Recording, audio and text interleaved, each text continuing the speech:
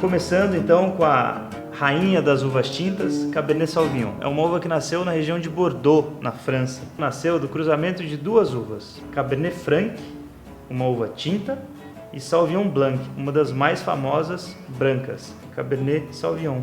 É justamente a famosinha do pedaço. Sempre que você ouvir falar de velho mundo no vinho, a gente está falando de Europa. Esse é um vinho húngaro de uma vinícola familiar chamada Bardos és Fia, que em húngaro quer dizer Bardos e Filhos. Ele é um varietal. Varietal é um vinho monocasta, ou seja, uma uva só. E o que eu espero dele é intensidade aromática. Por causa do país? Não.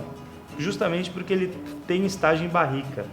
E os vinhos que têm estágio em barrica com a Cabernet Sauvignon geralmente apresentam muita coisa no nariz. Vamos provar? Tá na hora, né? Vamos lá. A primeira análise que você deve fazer do seu vinho é a análise visual. E uma coisa legal de perceber são os halos do vinho, né?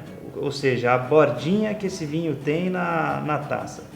Ele pode ser mais puxado para o roxo, que aí você pode falar de tons violáceos, é a palavra mais usada, essa palavra bonita. Ou ele pode ter tons acastanhados, que isso indica ou envelhecimento do vinho ou a presença da madeira nesse vinho. Que nesse vinho especificamente faz muito sentido, porque é um vinho barricado, então esses tons acastanhados muito provavelmente decorrem do estágio dele em barrica. A última coisa que a gente vai fazer na análise visual do vinho é reparar a viscosidade desse vinho. Essa viscosidade tem a ver com essas lágrimas que escorrem aqui na taça. Ó. Essas lágrimas, quanto mais espessa, densa e demorada, é mais álcool naquele vinho. Quanto mais fina e mais rápida ela escorre, menos álcool naquele vinho. Qual que é a próxima análise? Olfativa. Vamos cheirar o vinho. Se eu só quero tomar o vinho, para que eu vou cheirar o vinho para sentir os aromas, né? Quando você está gripado, você sente alguma coisa? Sabor? E aí a grande questão. Parte do sabor que a gente sente vem justamente do nosso nariz. Por isso que quando você está gripado, nariz entupido, você pode comer uma lasanha ou um bife que vai ter praticamente o mesmo gosto, ou seja, de nada. Por que a gente tem que fazer isso daqui, ó? Para esquentar o vinho? Porque eu sou chato? Ou para volatizar aromas? No caso é a terceira opção, tá? Fazendo isso daqui, as moléculas de aroma vão se agitar, ou seja, vai ficar mais fácil para você sentir os aromas desse vinho. Vai da habilidade física e motora de cada um, né? Vamos ver. Como já era de se esperar, esse é um Cabernet Sauvignon barricado com bastante intensidade aromática. O aroma principal que eu tive no nariz foi justamente da barrica, e puxando mais para o lado de chocolate.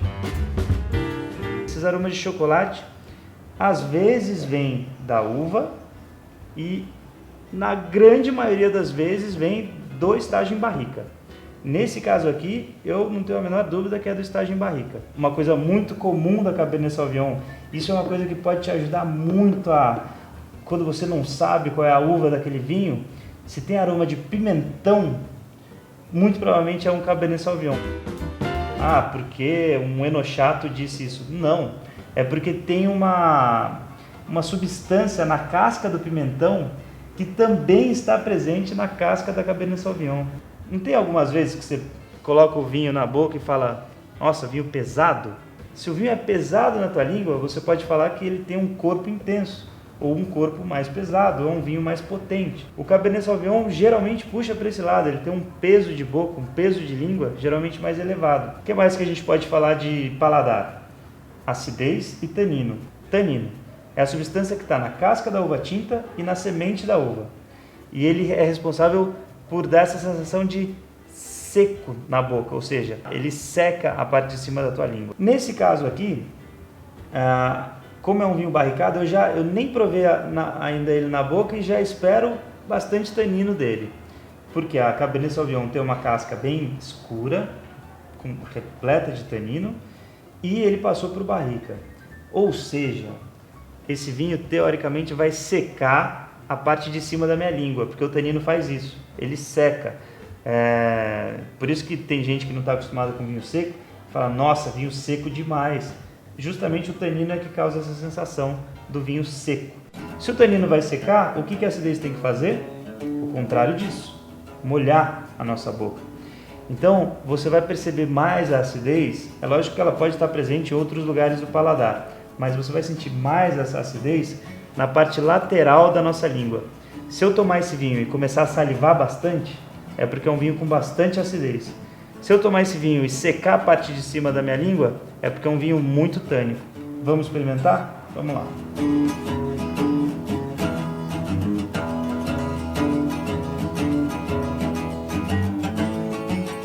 Tá aí um Cabernet Sauvignon extremamente equilibrado. Eu tenho acidez, minha língua começou a salivar, fica até um pouquinho mais difícil de falar, mas ele tem tanino, que está contrabalanceando essa acidez. O que eu posso esperar de um Cabernet Sauvignon do Velho Mundo? Menos fruta, porque lá tem menos sol, simples assim. Lá é um país mais frio, menos sol na uva, ou seja, ela vai maturar menos e dar menos aroma de fruta. Cabernet Sauvignon de clima quente tende a ser mais frutadão. Isso é uma verdade absoluta? Claro que não. Não vai ter Cabernet Sauvignon no Velho Mundo que pode ser mais frutadão? Claro que pode.